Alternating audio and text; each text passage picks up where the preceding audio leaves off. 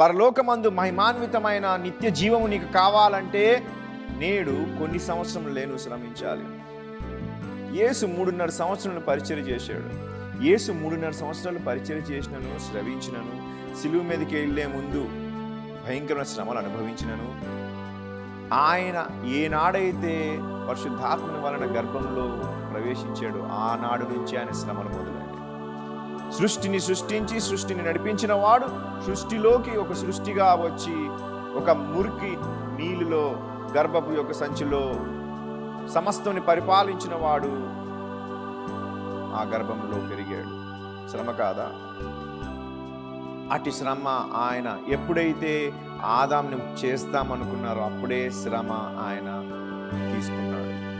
మనము నరుని సృజించదము అన్నప్పుడే శ్రమ ఆయన ఎత్తుకున్నాడు. ఎందుకనగా ఆయన నిత్యము శ్రమ అనుభవించిన వాడు కనుక నిత్యము పరిపాలించేవాడు.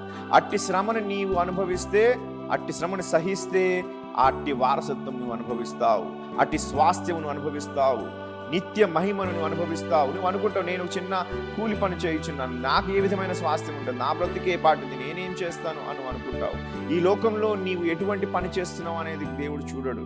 నీవు దేవుని యొక్క పరిచయ నిమిత్తమై, తన యొక్క రాజ్య నిమిత్తమై, తన రాజ్య సువార్త భారం కలిగి ఉండి నీవు ఒకవేళ శ్రవించిన ఎడల, ఆయన కుమారుడుగా నీవు జీవిస్తే, ఆయన స్వభావం నీకుంటే, అటువంటి జీవితం నీకుంటే, ఆయనతో నీకు సంబంధము అటువంటిది కలిగి ఉంటే, ఆయనకి నీవు పరిచర్య చేస్తే నీవు ఆయన స్వాస్థ్యంకి వారసుడవు.